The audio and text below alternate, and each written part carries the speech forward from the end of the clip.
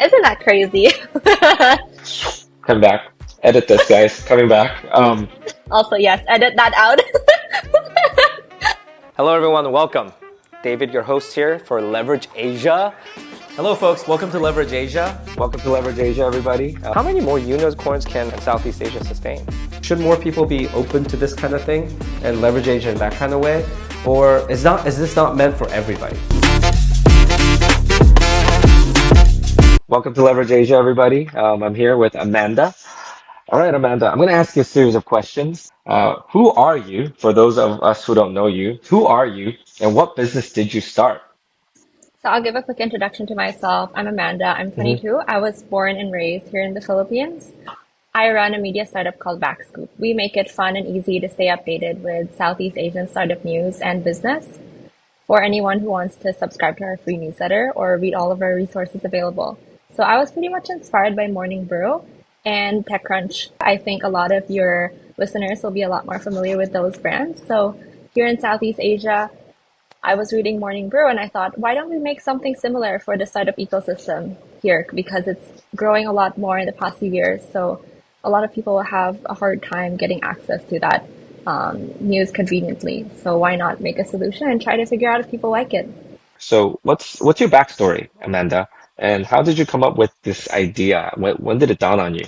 So I actually graduated from high school in 2020, so 4 years ago during the pandemic, and Mm-hmm. I had a decision to make. So I got all of my acceptances and college results, and it was COVID, and I thought if I do want to study overseas, which is my dream, so why not take a gap year and then reapply to college the next year? And because I decided to take that gap year during COVID, I obviously didn't have any plans. So for a few months, I was soul searching and eventually found one company that did want to hire me. And that was a startup here in the Philippines. And because my company worked in the B2B space selling to Southeast Asia, and I did a lot of those B2B sales, I had to read a lot of news articles from across Southeast Mm. Asia. And I realized I was reading so many different platforms, reading so many different articles, and being familiar with TechCrunch and the other resources available in other markets, I thought, I wish there was just one website with all the news where I could easily understand what the company is doing and what the news is about. And unfortunately, there wasn't one here. I would have to go to too many different websites. And on Mm, top of mm, that, I was also a Morning Brew reader. I'd been reading since maybe 2018. So I sort of put two and mm, two together. At that point, I thought maybe the solution is actually writing a newsletter to curate all of the most interesting, relevant news in the Southeast Asian tech space and send it out for free to our readers. So at that point, when I had the idea, I had been working at my job for a year already. And I was at this sort of crossroad when I had to make a decision again. Do I challenge myself again, do something really unconventional again, and try to start my own company? And after some reflection, I basically checked a few boxes like, do I think the problem I'm solving is real and going to be a bigger problem? I thought yes. Do I think that there's a big amount of users that are going to need the solution? I think yes. Do I have an mm. MVP that I can start cheaply, easily by myself? Take it into perspective. I'm in Asia. I'm not gonna be asking my family, can you give me like a little bit of money so I can start my own like project and not go to school? No. So I Yeah. obviously was like on my own, in that sense, right? Yeah. And then I thought, like, lastly, was I ready? Did I want to do this? And I realized that everything was a check. Like, I had enough money to start an MVP cheaply and all those other things. But it was me who was unsure. And one day I just told myself, I think I'll regret it more if I do not Mm, try to see if this works. All of the reasons are here. The only one was like my willingness. I said, I have to be willing.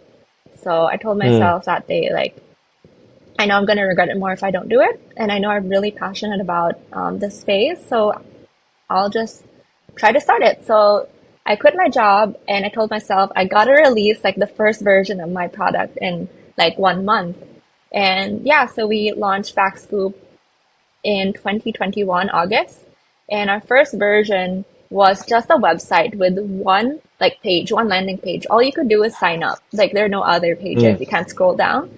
And then apart from that, you were sending out the newsletter once a week at the beginning, and I was writing everything. You were writing everything. How long did that go on until like you started having to vamp up? Like it wasn't once a week. Now Okay, you have to like do more. so I remember after a few weeks, I started doing it twice a week. And then I Mm, think maybe a few weeks after that, a few months after that, we had already hit like 4 times a week. So at our peak, we did 4 times a week. wow. And that was, I think, Okay. awesome. If you were there during like the 2021, 2022 times of Southeast Asia, there's definitely Yeah. enough news for 4 times a week. Okay. Okay. I mean, there's still enough news for infinite times a week, correct? Yeah, there is. Okay. But you Okay. have There's to, there's not. you have to have been there. Yeah. Oh man. Okay. So we're gonna touch a little more on Asia. I want to actually deep dive into that, especially the Philippines too. I think it's an exciting scene there. And personally, I'm very curious to learn more about that. So, but continuing on to dig in a little more about the business, take us through the process building the first version of your product. You kind of touched on it, but what would you say is your product? So when I was starting BackScoop, I was actually relying on a lot of like Y Combinator documents and like Paul Graham's Mm, essays. So, you just have to build like the minimum, and then whatever you release, you just improve and iterate on it. So I was like, I'm gonna make the bare minimum that I need to launch this and test it, which is what I said, like the website and the newsletter. So I always knew that the main product would be the newsletter, but the thing is, I just wasn't sure, what the content should be like, how frequent should it be, and would people really like it? Because newsletters were and still are very new to Southeast Asia. I think until now, we're really the only media company serving the tech space in Southeast Asia where our main platform mm, is a newsletter. Everyone does a website.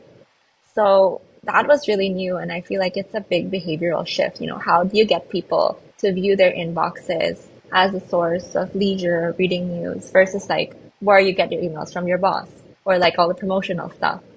So that was sort of how mm, we were starting out, and that was the first version. I can also walk you through like how we sort of changed things. So at the beginning, we had our own mm, like hypothesis, right? We thought maybe because we're in Southeast Asia and Southeast Asia is a big developing market, maybe people will also be interested in news from India and South Asia because the startup space there is also really growing rapidly. And so, actually, at the beginning, we would write news from Southeast Asia and India on the newsletter. And after a mm, couple of weeks, we had done some customer surveys and customer calls, and we realized that the only thing people were mentioning was we love having news from Southeast Asia. Nobody mentioned reading news from South Asia and India because I realized, oh, it actually isn't relevant to them as much mm, as reading news from the rest of the Southeast Asian region. So that was one of the things we mm. learned early on and changed. And then we also had a series of like different sections and content that we tested, removed, and added as well. So it was an iterative process. That's very Yeah. insightful. Describe the process of launching the business then. Like, I know you touched on it already, but the reason I ask about this process is more personally, I mean, it must not have been easy. Because you're a one-person show, no? Yeah, so basically when we started BackScoop, I always say we because everyone was telling me like if you say we, you have a bigger company. No one will guess that you're just one person. Like answering all the emails and everything. So we is me, especially at the beginning. You gotta look more credible. So that was one of the first Yeah. lessons I learned. Like, especially if you're starting a company, it's so young. You don't want to be looking Uh-huh. like, you have a tiny company and then it's just you because I feel like you have a lot stacked up against you. I know like a lot of it is Mm, like your own perception of yourself being small, but saying we, being more confident is like one of the things that I tried to learn and tried to adapt. So mm, I feel like the first thing that I really tried to fix in myself when I was starting my business is how do I view myself? How do I show my company in a credible light? Because I think mm, one of the biggest things I had to fight was imposter syndrome. I knew that like very clearly when I was starting the company. Like face value, I was 19. I had only worked for a startup for 1 year, and I was here trying to write, startup news for the entire region, right? So I mm, think that was one of the first things.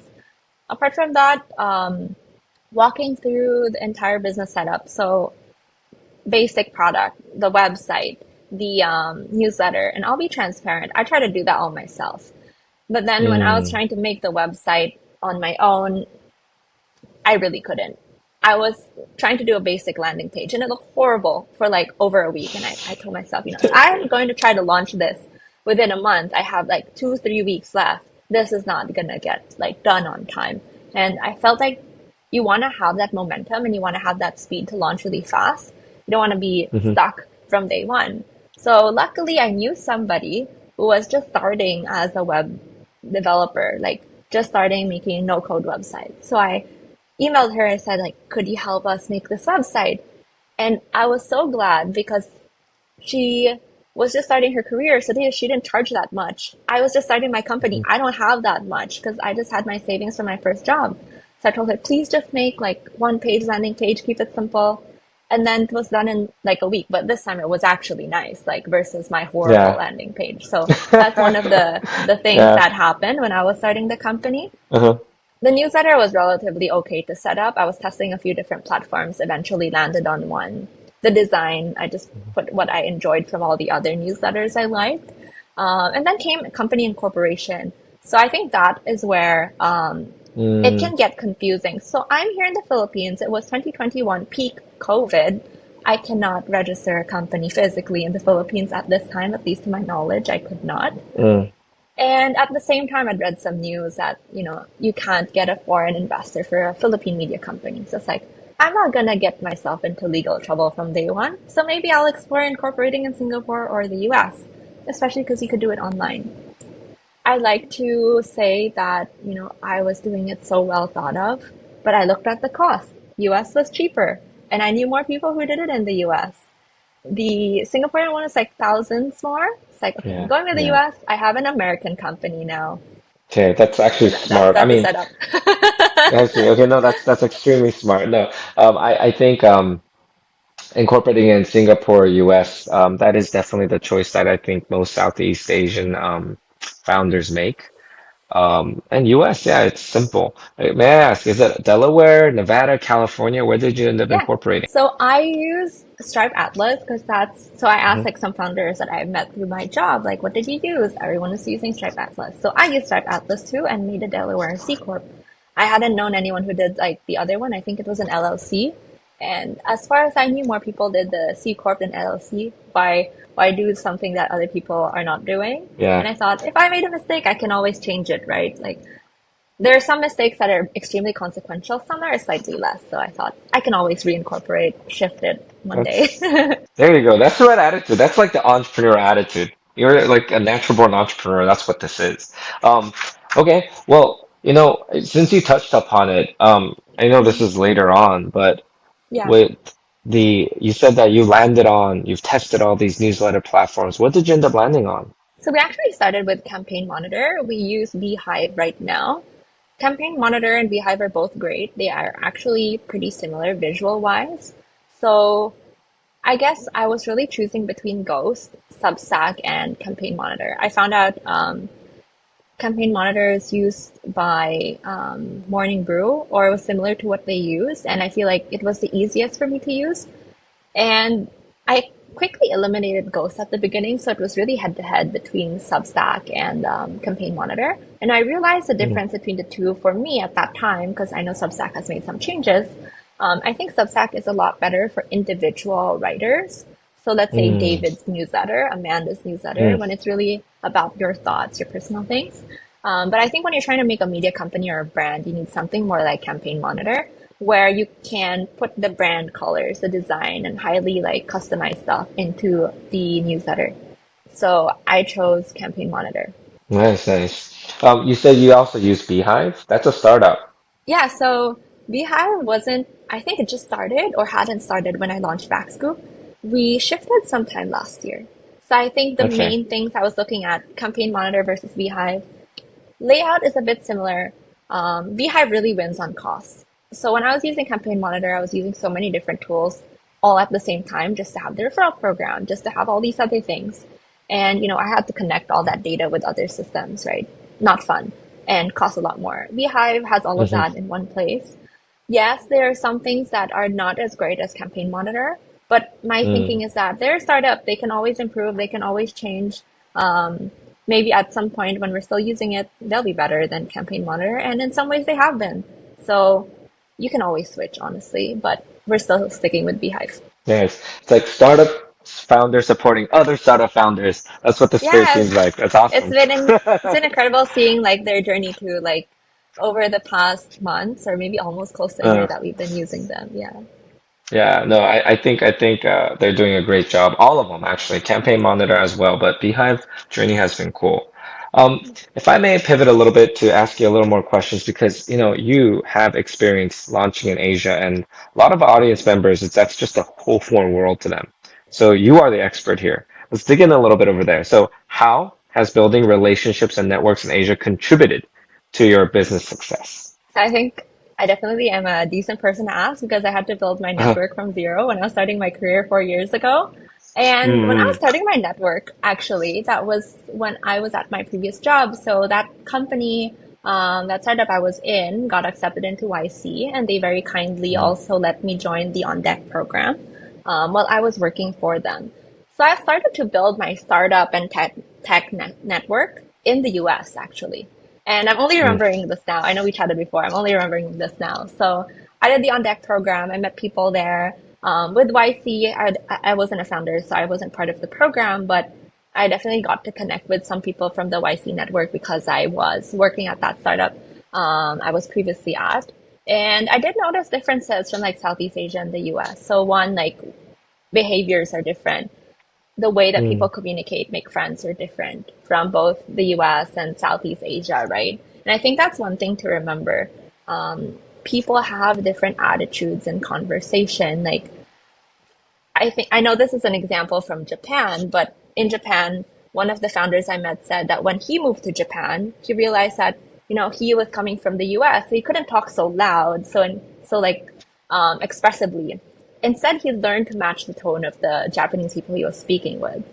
For some people, you wouldn't need to, but he said, rule of thumb, match the tone, match the vibe. And mm. I think it's some social cues like that that you can pick up and some cultural differences you can pick up when you're trying to build your network in Asia. I think it's really interesting to be in Asia because you can't view each country as just a copy of each other. There are some countries where some people are more reserved, some people are more open-minded. In Malaysia, a lot of people had studied abroad in the UK and come back, so they also have like a different way of like speaking. Some of them might be more extroverted or like want to connect and talk more. So I think those are the things that you have to recognize. One, there are cultural differences in every single country, and you can't just do the same thing, or you can't make friends the same way that you are maybe in the US or in the West. Mm, And the second, I think, is that Southeast Asia and Asia in general is a lot more relationship based. So I think that's also the beauty of Asia. And I know that the people on the podcast don't know this, but I've been growing my following on LinkedIn over the past, I think I've been posting for 3 years at this point. And right now I have about 34,000 followers. And I post regularly on LinkedIn. I reply to people, I message people, and I realize, how amazing it is that people in Asia are so helpful. They do try to build a relationship with you if they do like you. And they do try to build that relationship with you by introducing you to other people and they're not asking for anything in return. I know so many people who like I've never even met before. I've never given mm. them anything apart from the free content on my newsletter, but they generously introduce me to other people. And sometimes that leads to business opportunities. I know I've closed some clients for my advertising opportunities because of that. I know we've run events because people introduced me to somebody else or referred me to their boss. And I Mm, think that's a great thing about Asia. So if you're expanding here, I think you do want to learn how to speak to people and connect with them in a way that really resonates with them based on their personality, their culture. And second is really try to build that relationship after you try to connect. You don't immediately ask for anything.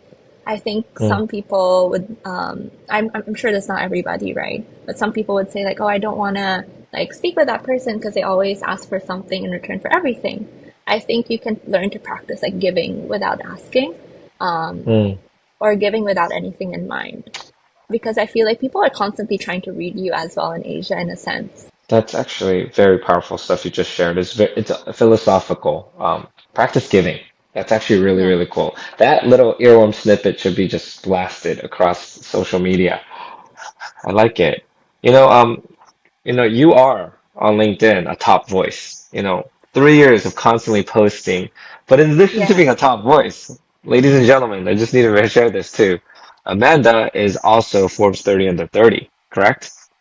Yes, this year. So that okay, I know it's a little bit rough and tough to toot your own horn, but tell us a little about that. Like, how did that happen? How do you think it happened, and what did it feel like? I mean, it must have been crazy and it must have been great.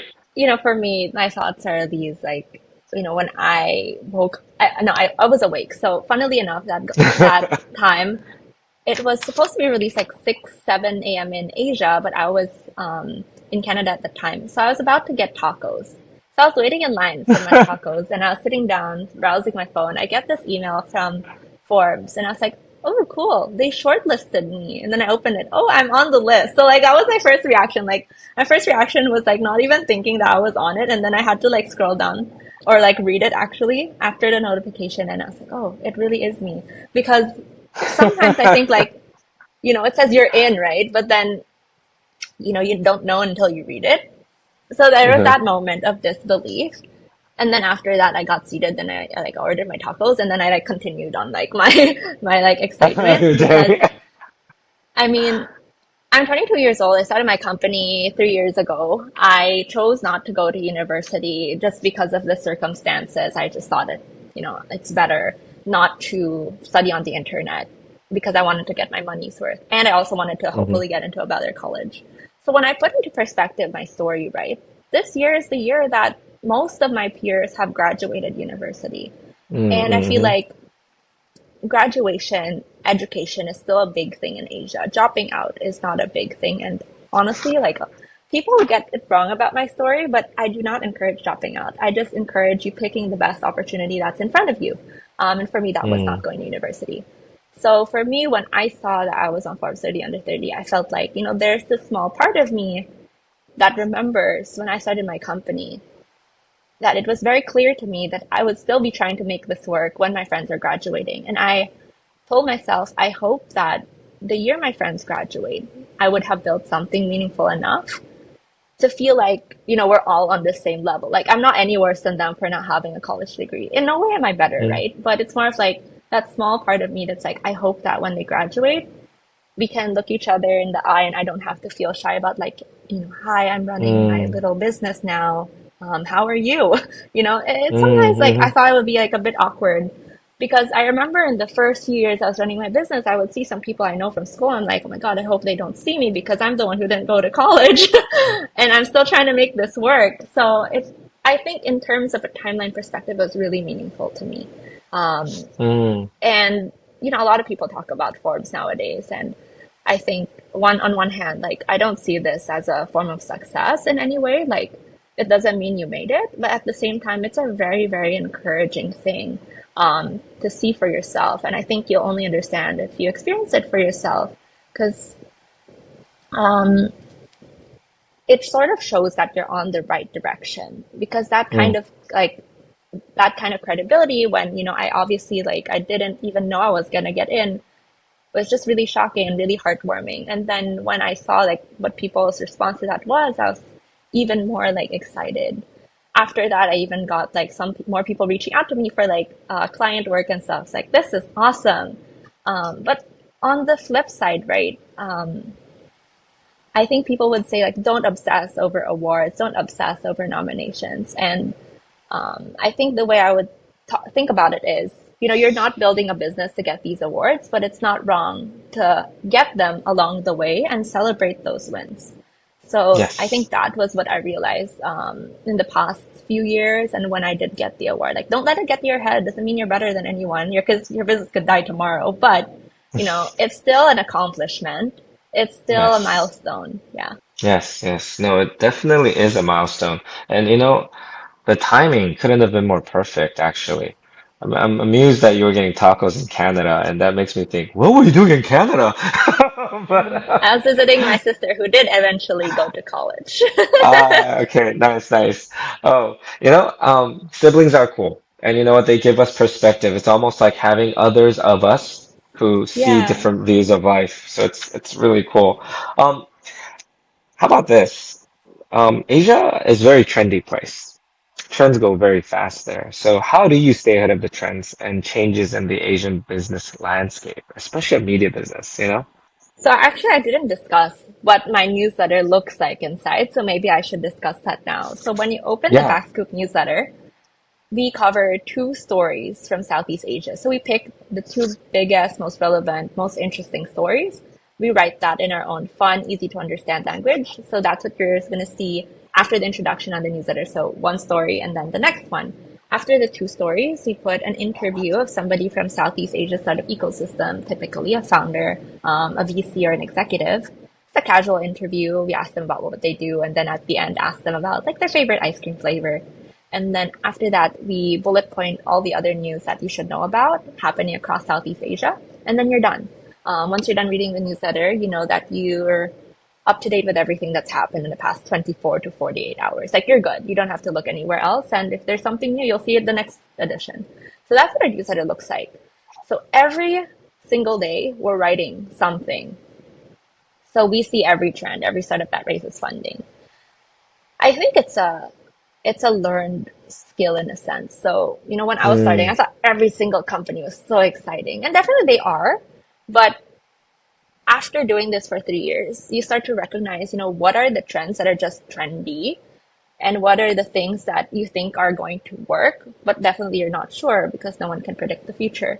So I think it's something you learn over time to evaluate in yourself after seeing so many companies which ones you think are trendy because they're happening in the US and they're replicating it here, or just trendy because it's the same industry that's sort of being funded and you're not so sure if it's going to be as successful as that last startup we wrote about. And then you're also going to see some companies that are completely against the trend, but when you look at the problem they're solving, it looks very real and the market looks very good. So at the beginning, right, I was so excited about every trend. But over mm, time, like keep in mind, I was writing all of these newsletters myself for like a year. You learn to separate the trends from what's the hype. But I think the most mm, important thing is to keep an open mind. Some things are trendy, but then they worked. Some things are not mm. trendy, but then they didn't work. Because there are just so many factors about building a business. It's not just about the problem you're solving. It's not just about the trend. It's not just about the investors that had joined in your first round. So it's trying to keep an open mind and just be supportive regardless and just watch the companies that you believe in and just don't disregard the ones that you don't. Such good advice. You sound like a 60-year-old person who's lived a good life and, it's so much wisdom and everything you're saying. I'm not even kidding right now. Um, okay, then, on that line, on that thread of thinking, what advice, specific advice, would you give to an entrepreneur looking to expand their business into Asia? So I think when you come into Asia, remember to stay open-minded, right? So you Mm, can come in mm, with your own hypothesis about like, what's it going to be like, where you should expand. But nothing is like being on the ground. Nothing is like meeting people who are experts in the field, traditional people or startup people. I think that's what's really interesting about Southeast Asia. Like you can go to other startup founders, you can go to the VCs, and they're going to give you a perspective that they've seen from the past few years. But mm, you have to do that and look on the ground and see the problem you're solving. Let's say if you're solving the construction industry, go to all the factories, go to the workers that work in those factories and figure out what it's really like on the ground. So if you're going to be in Southeast Asia, you have to do that sort of holistically. I think it's really easy to be somebody who's not in that country, Googling it, trying to connect with everyone. But I'm mm, not saying VCs and other startup founders are wrong, but sometimes you're going to really find new, unique insights from the people who are on the ground as like the factory owners, the workers, and or the people who are operating in that traditional industry who are non-startup people. Being on the ground is important. Specifically with the Philippines, then, um, if you were to give advice to someone who's thinking, you know what, I want to do business with or in the Philippines, what's the top one advice you'd give them? Like, this is the first thing you should do about getting on the ground. I think number one, come to the Philippines, right? As I said earlier, like Um, get on the ground, look into the space you're building in. Mm, and build connections with the people there in the traditional industry, in the startup industry.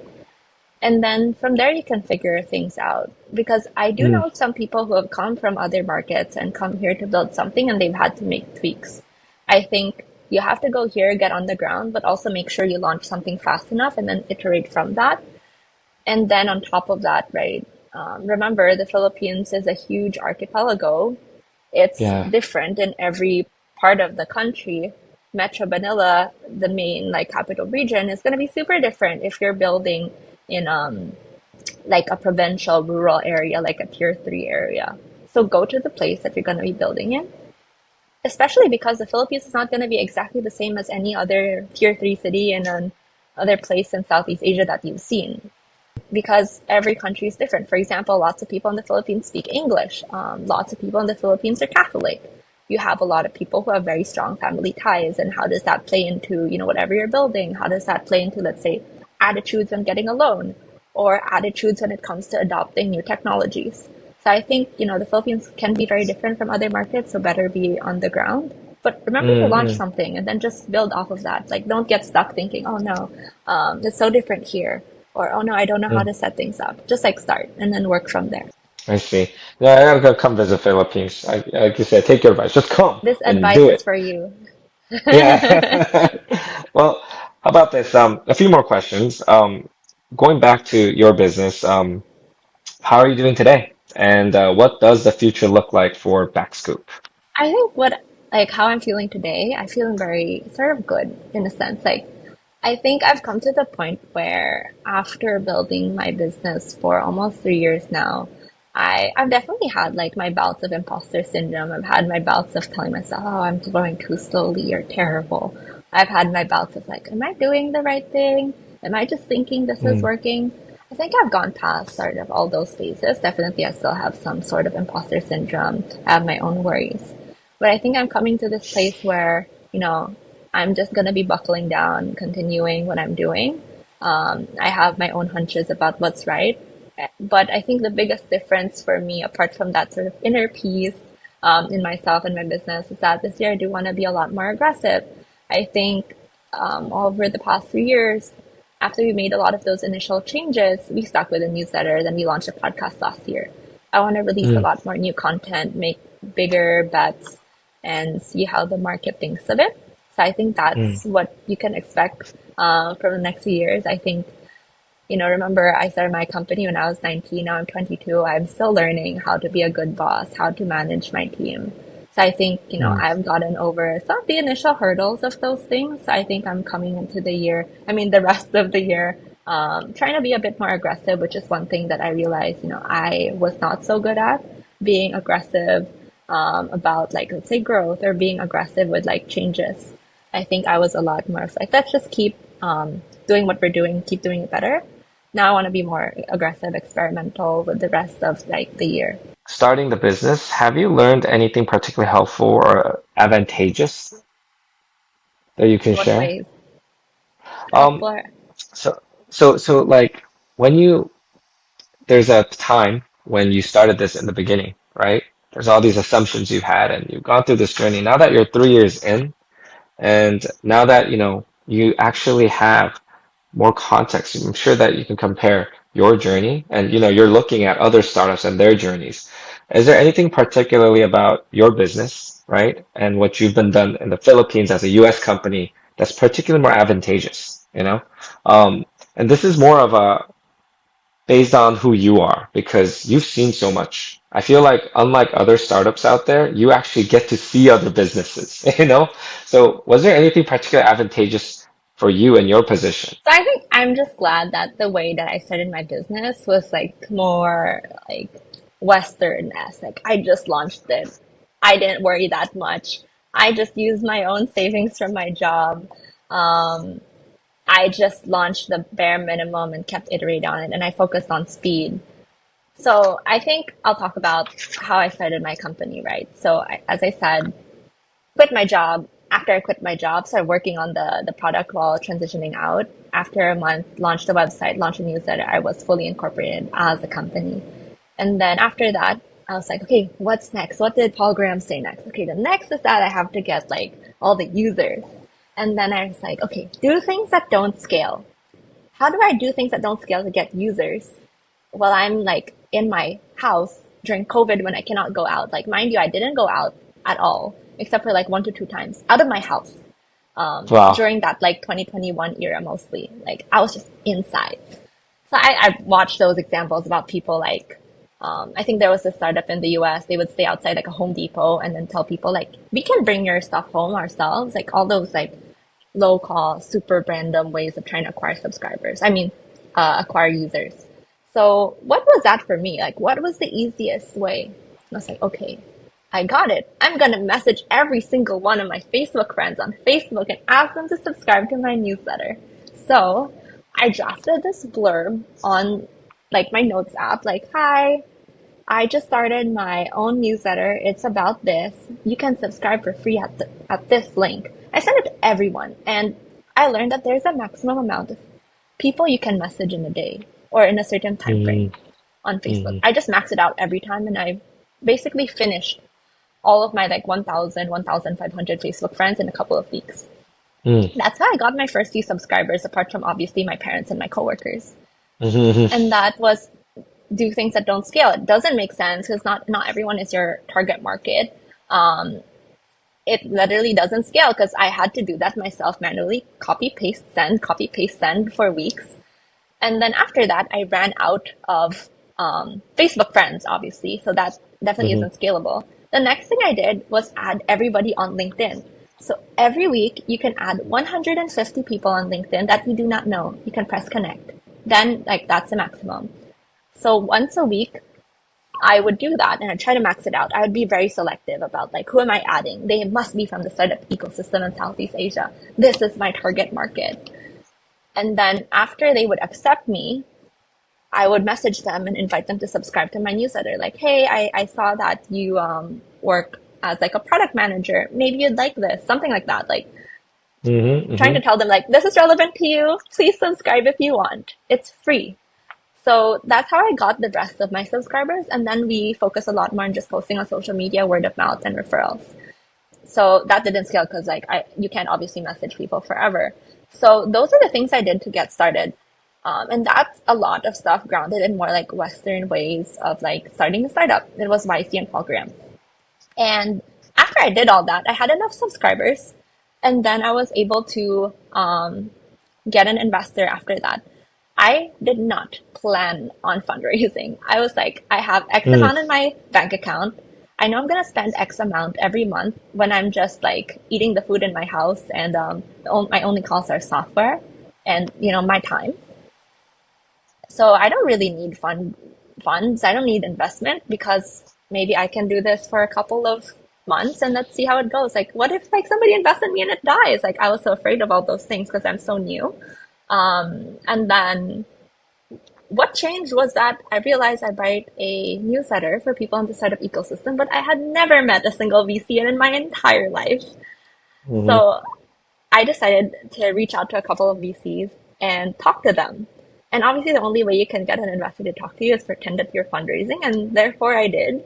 And I got this book. I got this book by Ryan Breslow. I forgot the title, but I think it's actually called Fundraising by Ryan Uh-huh. Breslow. And then I really only read the part. It's a very like step by step how to book. Okay, so it teaches you what to say in the email, the first meeting. So I only read up to the point where it's like, what do you do in the first meeting? What do you ask? Okay, and then I didn't read after that because I mean I didn't expect to get any second meetings with You can- anybody, right? My first meeting Right. was absolutely terrible. Like every time I think Oh. about it, I just cringe and die inside. I hope that guy never remembers me. I didn't say anything terrible, but it's really embarrassing because I didn't know what to say. I read the book after that. I was so embarrassed. Mm. The second one was fine. But then the third or fourth investor I met, they were like, oh, we really enjoyed speaking to you. Do you want to get on a call next week? And I was like, oh my God, I have to read the rest of the book. I don't know what to say. Then I like, copy pasted what the next instruction was. And then after continuing to talk to them, I was like, oh, I think I do see the merits of getting fundraising. I don't have to worry about my expenses, my runway running out. And then I could, have more money to grow the business. I could have people who are strategic enough to help me, give me advice or like introduce me to people. So like, do you Mm. see how like following the Western way like sort of got me through the process until Yeah, I got yeah, my first investor? Like, it's crazy. I was just yeah. following instructions and I like survived. I grew my company to get our first investor. We had a few thousand subscribers. And I was sitting there like, oh my God, is this real? And that's also how I got my parents to let me continue running my business because Mm. now we had like a credible investor. I told them like, hey, mom and dad, these people who are executives at Lazada, and some of them are founders, invested in my company. They're like, they run an angel firm. So obviously my parents know what Lazada is. It's like Amazon to what's out to Southeast Asia. So then they're like, Yep. okay, you can continue running your business. So isn't it incredible? Like, I Yeah. think like the lesson for me was that when you're building a company in a certain like place, you don't have to just, let's say, follow the exact way that business is being run in that country. I don't know what Yep. like the Southeast Asian way is. I don't know. But I do know I Mm. followed the Western way up until that point and it worked. But after that, I think I also had to adopt like things that are more specific to Southeast Asia, right? Like being able to build relationships and all these other things. Yeah. No, I think it's advantageous. That's your advantage there. You had grit. You still have grit. You were all focused on speed and nonstop. Nothing was going to stop you there at the inception stage of your company. In fact, I think some of the greatest strengths come when we bring one cultural advantage to another culture. Obviously, not through brute force, but the way you did it very delicately in terms of the cultural sensibilities. I call it the whole third culture thing. That's the most innovative thing to do. Okay, continuing on. Um, what have been the most influential books, podcasts, and other resources that I mean, you talked about like Slicey's and Paul Graham stuff. Yes, please build on that. I think at the beginning it was a lot of how to's, right? How do you do this? How do you do that? But then at a Hmm. certain point, I think I needed less of how to's and more of like, I just wanted to hear more entrepreneur stories. So I think Diary of a CEO has been really helpful for me. And I love the podcast. Like, when you're building a company, it's just really hard. You go through so many challenges, so many struggles. So watching that podcast, listening to their experiences, really gives you the motivation to keep going and like is really inspiring. It's not just like fluffy, it's like real personal struggles, company Mm, struggles. You see how they get through mm, it. You learn from other people in their context instead of just simple how to's. Apart from mm. that, learning from people in their context, how they solve their problems. You just see how somebody else came from nothing or just started from zero with their company and then they got somewhere despite all the struggles. And once you see that, I think you keep staying motivated to run your own business. Mm, Diary of a CEO. Actually, I'm embarrassed to say I've never listened to a single episode from that You podcast, should but try. you've motivated me. Yeah, I'm gonna try for sure. Huh? Who runs it? Do you remember? Oh God, his Stephen Bartlett. I always butcher his name. I Qu- say like Stephen Bartlett. I'm impressed that you remember names. Like even that other book, fundraising book, you remember the name, not the title. I think for most people it's the other way around. They remember the title but not the author. Yeah. When you write about a Impressive. lot of people, it's important to remember their names. Oh, this is true. This is true. This is true. Focus on what matters. Um, Company names um, change, people's names don't. you're absolutely right. You're absolutely right. Again, 60-year-old wisdom. You're an old soul. What about so what platforms, tools do you use for your business? I know, okay, you Yeah. mentioned Beehive. What else? So we use Beehive, we use Webflow, Airtable, Slack, um, Google Drive. A lot of things we do on Google Drive. We do less on Mm, Notion now. Yeah. I think mm, those are really mm. the main tools that we use on a daily basis. And yeah, Zoom. Zoom is a necessity since COVID. Um, are you looking to hire for certain positions right now? So right now, we actually just brought on a new writer, so I'm really excited about that. She's been doing a great job. If you've been reading the Thursday editions recently, Jimmy Choo and Bread Talk, um, Jimmy Choo, everybody knows it. Bread Talk is this huge bakery chain across Asia. She wrote about it. The stories are great, and she's been doing a great job. Apart from that, we're always looking for interns throughout the year, every year.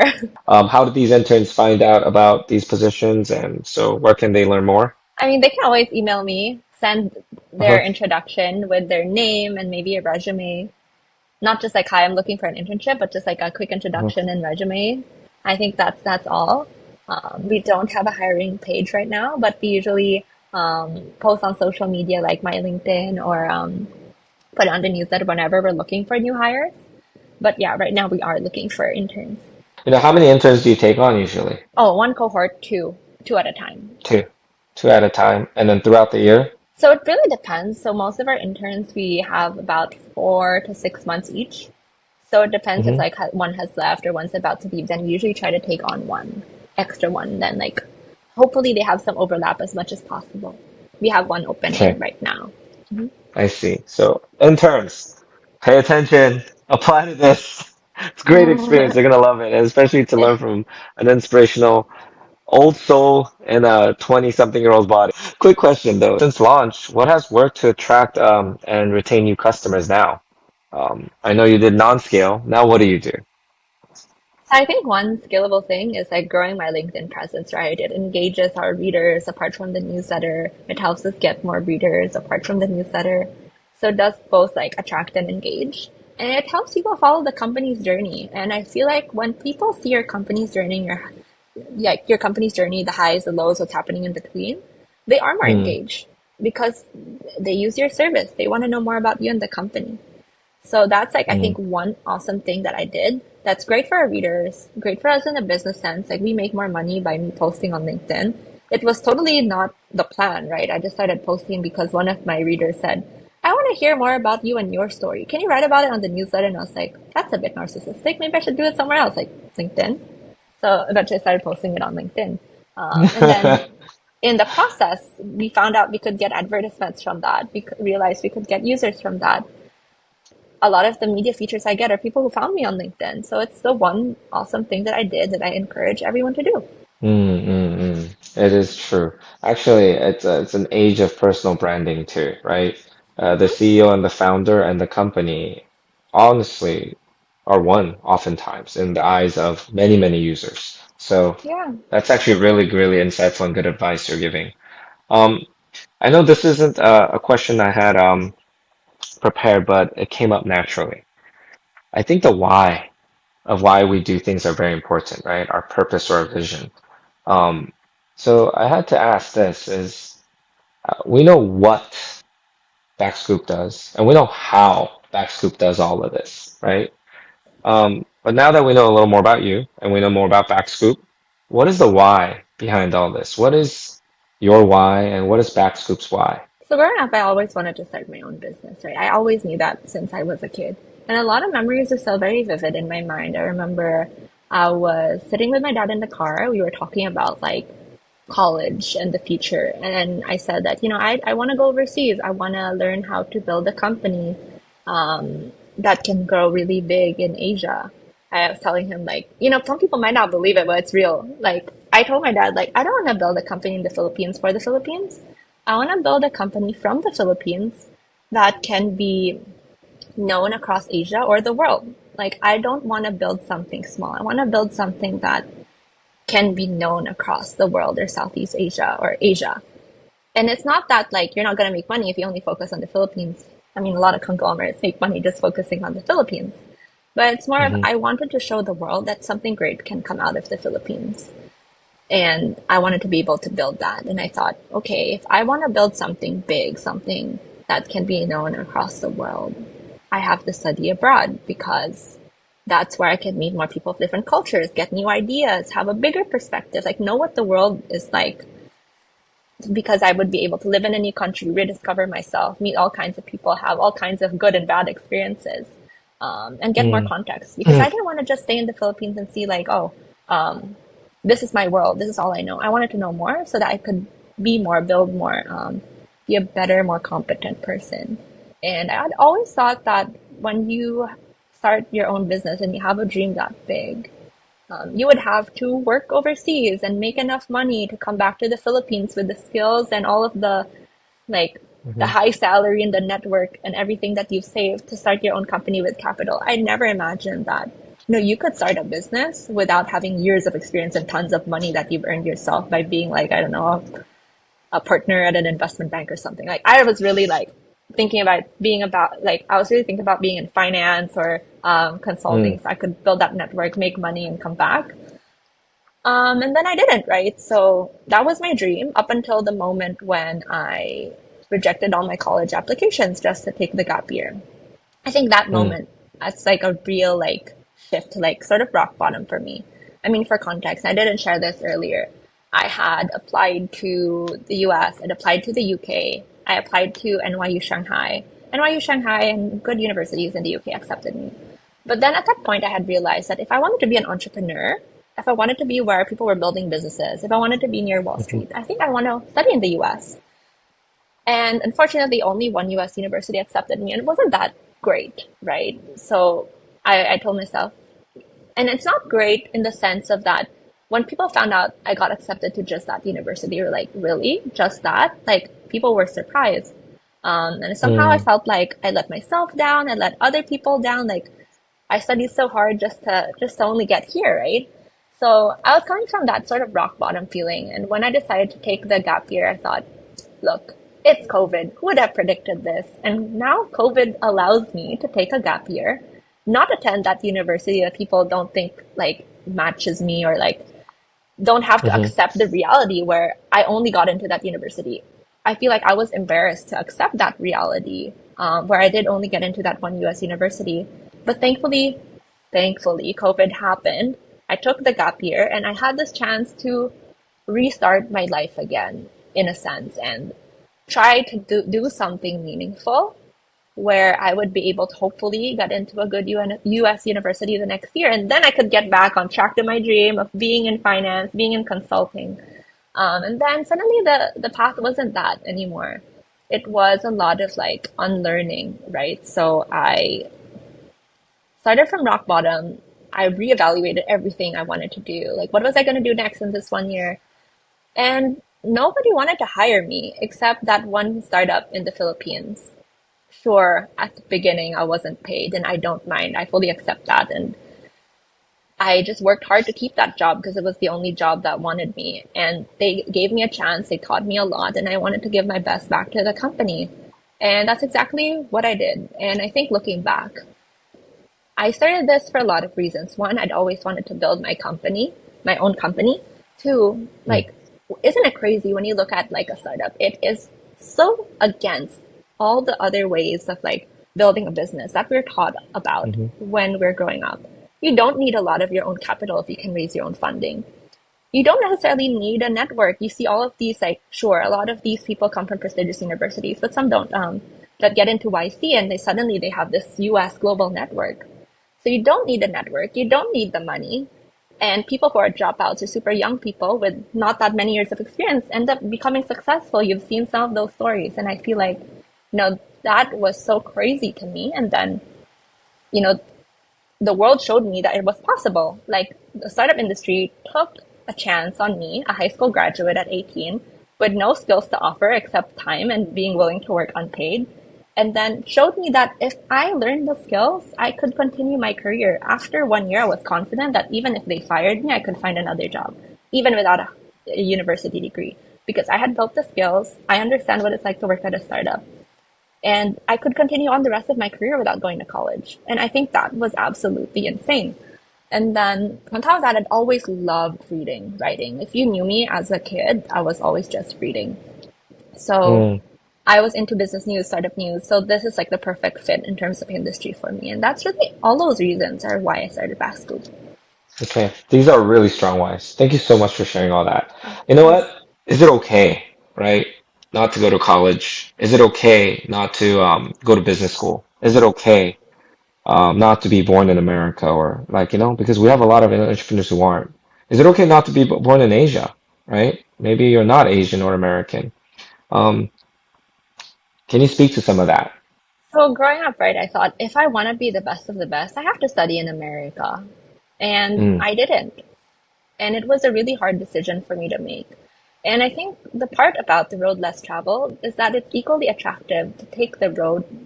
Like it's not about okay. I think the thing about the road less traveled in my context, right? It wasn't that it was an easy decision for me to make. I feel like when I talk about the story, especially the simplified version, I didn't get accepted into the US university. I wanted to try again. It was COVID. In fact, it was a very hard decision. All my friends are going to university. Everyone is asking me, where are you going?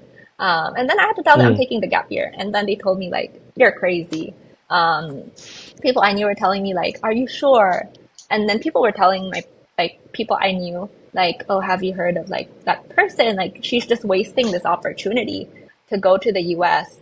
She's wasting this opportunity to go to the UK. I got into University College London, which is a good school. People were like, why didn't she go? So many people would have wanted to go. And so I think this problem about the road less traveled for yourself is that people are going to say a lot of things.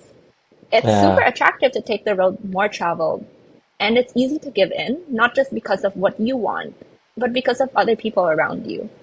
And one thing I wanted to tell myself at the time was like, I'm so glad that you didn't listen to everyone else, because everyone will always have something to say, but only you can, make your life what it should be, what it will be.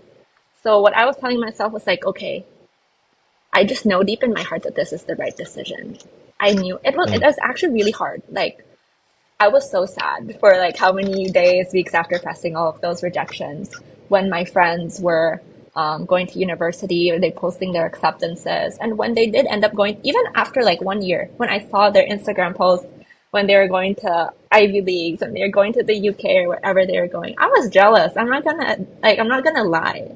Even 1 year mm, after, I felt like some kind of pain, even though mm, I knew my decision was right. And that's, I think, what's hard about the road less traveled is that while you're traveling on that road, there are going to be so many crossroads where you can give in and be like, yeah, I can't do this. I'm going to do the other thing. Like, I could have just stopped after 1 year and then gone to college. Somebody told me, if you applied to an Ivy League now, they probably accept you. And I thought, maybe. And that is the easier decision. I could have done that last year. yeah. I could do Yeah, that yeah, yeah. tomorrow. Yeah, yeah. And I think that's like what I would remind people. Like, it's not a one-time decision and then you never look back. You'll keep looking back for a really long time. And you just have to find ways to keep yourself going on that path. So one thing I did was I deleted my social media. I didn't tell anyone, like barely anyone. I just disappeared from the internet, Facebook, Instagram, Oh, everything. Because I felt smart. so bad Yeah. looking at everything. I was like, Yeah, yeah. gosh, I wish I was in America. Gosh, I wish I was also at that college party. And I never experienced like college parties before. Imagine that, David. Like, I never experienced college parties before. I've never been a partier. I never had that phase in my life. And I was seeing everybody doing it. And I was like, gosh, Uh-huh. that looks kind of fun. And then I look back at my computer at like 1 a.m., like, oh my God, I'm working. I'm struggling to find users or like whatever business problem I have. Speaking of parties, I will make sure that you get that out of your system. We have a company. I'll edit this out, I think. We have a company called Plots. You could come join. His entire thing is plotting all the college and house parties and town parties in Miami and LA. Well, be sure that you come to his parties. He's thinking of expanding to Asia, but we'll make sure Oh, you that's come to the LA insane. parties.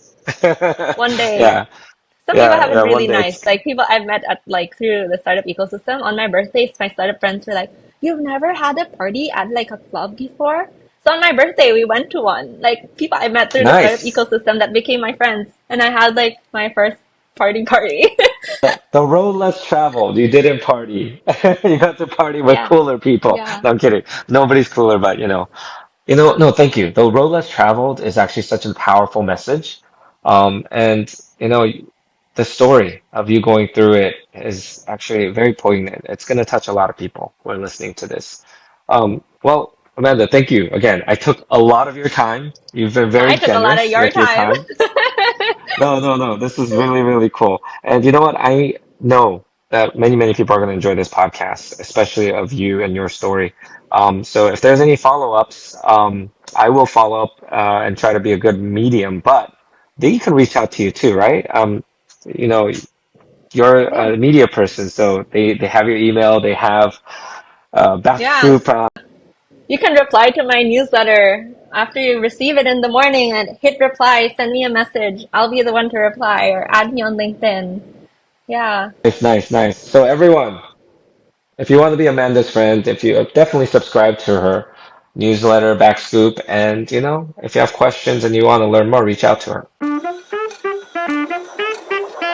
Thank you so much, David. Old soul in a 20-something-year-old body. And I just disappeared from the internet.